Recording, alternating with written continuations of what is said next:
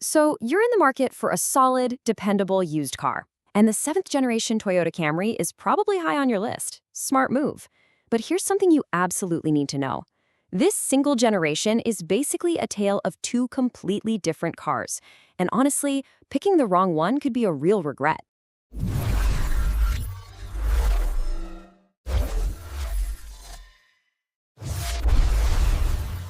So that leads to the big question, right? Do you go for the older original model and maybe save a few bucks? Or is it really worth spending that little bit extra for the one that got a major facelift?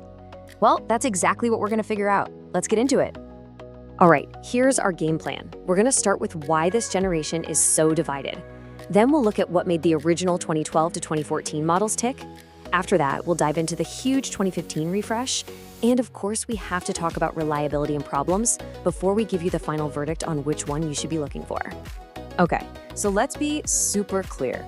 We are talking about one single generation of Camry from 2012 all the way to 2017. But the car that showed up in 2015 was so dramatically different from the one that launched back in 2012, you really have to think of it less as a little update and more like a total reinvention, happening right in the middle of its life cycle. As you can see, 2015 is the magic year. It's the big pivot point. Basically, Toyota was listening to all the feedback and criticism about those early models, and they responded with this massive overhaul. It created a really clear dividing line. So let's start by looking at that first batch of cars. The 2012 Camry was, the Camry we all expect. It was the sensible, practical sedan. It was designed to do everything pretty well. Get you to work, haul the family around, all while building on that famous Toyota legacy of just being, practical and reliable. And hey, it had a lot going for it. I mean, you get that legendary reliability and great resale value. The inside was huge, especially the back seat, super comfortable.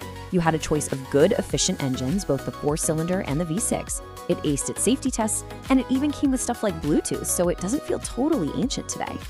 But, and this is a big but, there were some real downsides. The styling? A lot of people just found it boring. And the way it drove? It was often described as kind of vague and disconnected. Edmunds famously called the steering numb and the handling mushy. Plus, the materials inside just felt a little cheap compared to the competition. All these complaints are what set the stage for a really dramatic change. And boy, did that change come in 2015. In a move that's actually pretty rare for a car company, Toyota did this massive mid-cycle refresh. They basically redesigned the whole car to fix every single one of the weaknesses people complained about in those early models. And when I say the changes were big, I mean they were huge.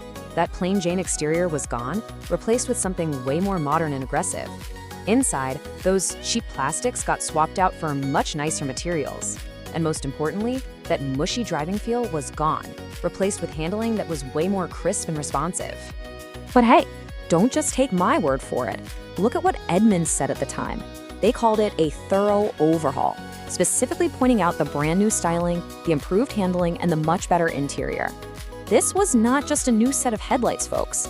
It was a fundamental rethinking of the entire car. So how'd they do it? Well, first, Toyota retuned the steering, the brakes, and the suspension to make it feel more connected to the road. Then, they stuffed in more sound insulation to make the cabin a lot quieter. The interior got a major upgrade with better materials and a standard touchscreen.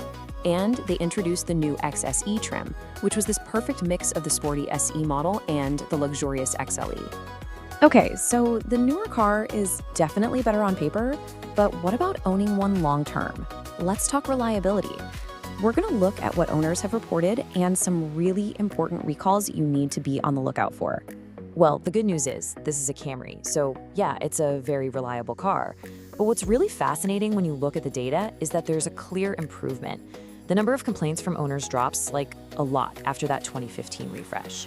And this chart just says it all. Check this out. According to data from carcomplaints.com, the pre-facelift models got about 104 complaints per year on average. The newer, post-facelift models, just 52. That is a 50% drop. It really suggests that Toyota didn't just fix the looks, they also worked out some of the car's early bugs. Now, no matter which one you're looking at, you absolutely have to check for recalls.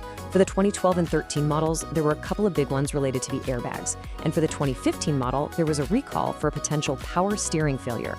This is why it's so important, I can't stress this enough, to take the car's VIN, plug it into the NHTSA website, and make sure any and all recalls have been fixed by a dealer. It's a must-do. All right, we've gone through the two different personalities of this Camry generation, the good, the bad, and the reliability. So now it's time to put it all together. Let's land this plane and help you figure out which one of these cars actually belongs in your driveway. And just to really drive home how massive the 2015 update was, get a load of this number. Over 2,000. That's how many new or re-engineered parts Toyota threw at this car. Seriously, this wasn't just a facelift. It was practically a whole new car under the skin, and that's why it felt so different. So here is the bottom line. The 2012 to 2014 Camry, that's for the buyer whose number one, top, absolute priority is saving every last penny. You still get that legendary Toyota reliability, just for the lowest price. But honestly, for most people, the recommendation is clear. If you care about how your car looks, how it feels inside, and how it drives, the 2015 to 2017 model is, without a doubt, the one to get. It's just a much better overall experience, and that huge drop in owner complaints tells you it's an even more refined and reliable machine. At the end of the day, even though they share a name, these are two vastly different cars.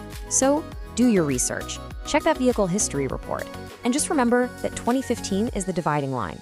Buy smart, choose the right year.